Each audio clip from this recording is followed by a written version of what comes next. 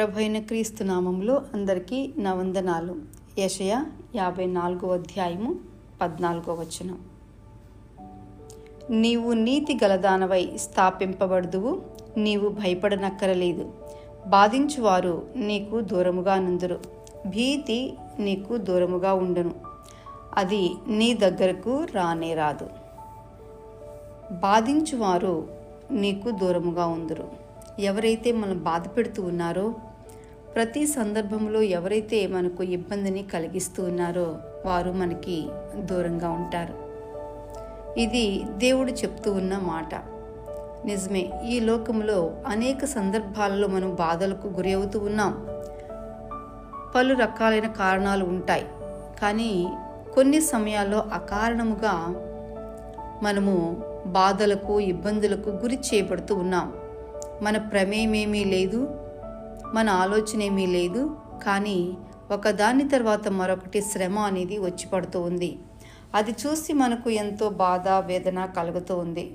అయితే ప్రభు అంటున్నారు, ఎన్ని వచ్చినప్పటికీ కూడా ఫియర్ నాట్, నీవు భయపడనక్కరలేదు. ఎందుకు భయపడనక్కరలేదు? ఎందుకు భయపడవద్దని ప్రభు చెప్తూ ఉన్నారు? ఏ విషయం గురించి అయితే మీరు భయపడుతూ ఉన్నారో, ఏ విషయంలో అయితే మీరు ఆందోళన చెందుతూ ఉన్నారో దాని గురించి ఇక మీరు ఆందోళన చెందవద్దు. దానిని నేను దూరముగా తీసివేసి ఉన్నాను. ఎంతో స్పష్టముగా దేవుని మాట మనకు తెలియచేస్తుంది. దాన్ని మనం ప్రాక్టికల్గా అప్లై చేసినప్పుడు అందులో ఉన్న ఆశీర్వాదాన్ని మనము పొందుకోగలుగుతాం. సామెతలు 3వ అధ్యాయము 25-26 వచనాలు. ఆకస్మికముగా భయము కలిగినప్పుడు, దుర్మార్గులకు నాశనము వచ్చినప్పుడు నీవు భయపడవద్దు. యెహోవా నీకు ఆధారమగును, నీ కాలు చిక్కుబడకుండానట్లు ఆయన నిన్ను కాపాడును.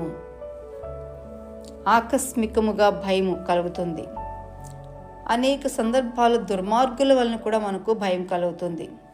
అయినప్పటికీ కూడా అటువంటి సందర్భాల్లో కూడా నీవు చిక్కులలో పడకుండా, నీవు ఇబ్బందులలోనికి వెళ్ళిపోకుండా నీ దేవుడు నిన్ను కాపాడుతారు. నీవు ఎక్కడ కూడా భయపడనక్కర్లేదు. ఎంత గొప్ప వాగ్దానము కదండి. ఎందుకంటే నేటి దినాల్లో మానవులమైన మనము ప్రతినిత్యము ఎక్కడో ఒక చోట ఏదో ఒక ఇబ్బందికి గురి అవుతూనే ఉన్నాం. ఎక్కడో ఒక భయానికి లోనవుతూ ఉన్నాం. మనలో భయాన్ని తీసుకుని వచ్చే ప్రతి విధమైన కారణము నుంచి కూడా ప్రభు అంటున్నారు కదా, నీవు బాధపడనక్కర్లేదు, భయపడనక్కర్లేదు. ఆ భీతి నీకు దూరముగా ఉంటుంది. ఎవరైతే నిన్ను బాధకు గురి చేస్తూ ఉన్నారో వారు దూరమైపోతూ ఉన్నారు. కాబట్టి మీరు ఉన్న చోటనే ఉండండి. దేన్ని చూసి కూడా మీరు భయపడవద్దు, భీతి చెందవద్దు. ఇర్మియా 30వ అధ్యాయము 10వ వచనంలో అంటూ ఉన్నారు కదా, యెహోవా సెలవిచ్చినదేమనగా, నా సేవకుడివైన యాకోబు భయపడకుము, ఇశ్రాయేలు విస్మయముందుకుము. నేను దూరముల నుండి నిన్నును, చెరలోనికి పోయిన దేశముల నుండి నీ సంతానపు వారిని రక్షించుచున్నాను. బెదిరించువాడు లేకుండా యాకోబు సంతతి తిరిగి వచ్చి నిమ్మళించి నెమ్మది పొందును. ఇక్కడ ఇశ్రాయేలు, యాకోబు, నువ్వు అస్సలు భయపడవద్దు, విస్మయం చెందవద్దు. నీ ప్రజలను నేను తీసుకొస్తూ ఉన్నాను, వారిని సంరక్షించేవాడు నేనే. అంతేకాదు, అక్కడ అంటూ ఉన్నారు 11వ వచనంలో, నిన్ను రక్షించుటకు నేను నీకు తోడయ్యున్నాను. నిన్ను చెదరగొట్టిన జనములన్నిటినీ నేను సమూల నాశనము చేసేదను, కానీ నిన్ను సమూల నాశనము చేయను. అయితే ఏ మాత్రము నిర్దోషినిగా ఎంచకుండానే నిన్ను మితముగా శిక్షించుదును.